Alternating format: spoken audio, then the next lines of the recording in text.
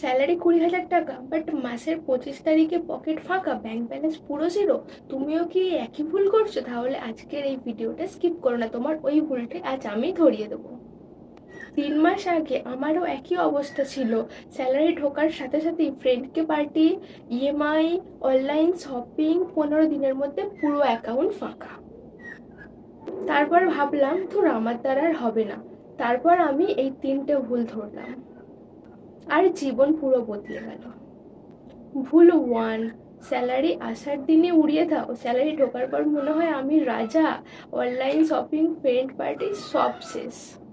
Solution, salary ঢোকার সাথে সাথে 10% আলাদা করে ফেলো।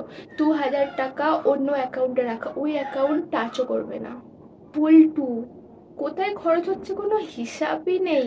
অনলাইন শপিং, চা, অটো ভাড়া, ফোন রিচার্জ, মাসের শেষে পুরো 20,000 হাত ফাঁকা।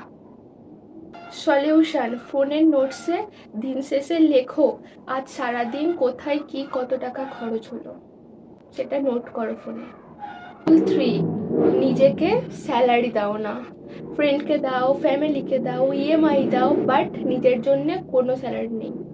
সলিউশন, সবার ফার্স্ট নিজেকে পে করো। স্যালারি আসার সাথে সাথে ওখান থেকে 10% নিজের জন্য সরিয়ে রাখো, তারপর 90% খরচা করো। কমেন্টে বলো কোন ভুলটা তুমি করো, ভুল 1, ভুল 2 না ভুল 3।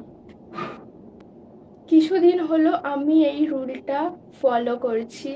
আজ মাসের শেষে আমার হাতে 2 থেকে 4,000 টাকা থাকে। আমি যদি পারি, তুমিও পারবে। কারণ টাকা জমানো মাইন্ডসেটের খেলা, ইনকামের নয়। আজ থেকে এই 3টে কাজ তুমিও করবে। স্যালারি ঢুকলে 10% আগে ওখান থেকে সরাবে, নিজের খরচটা ভালো করে নোট করবে, আর সবার ফার্স্ট নিজেকে স্যালারি দেবে।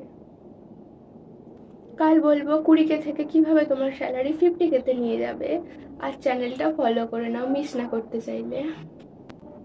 দেখা হচ্ছে নেক্সট ভিডিওতে। বাই।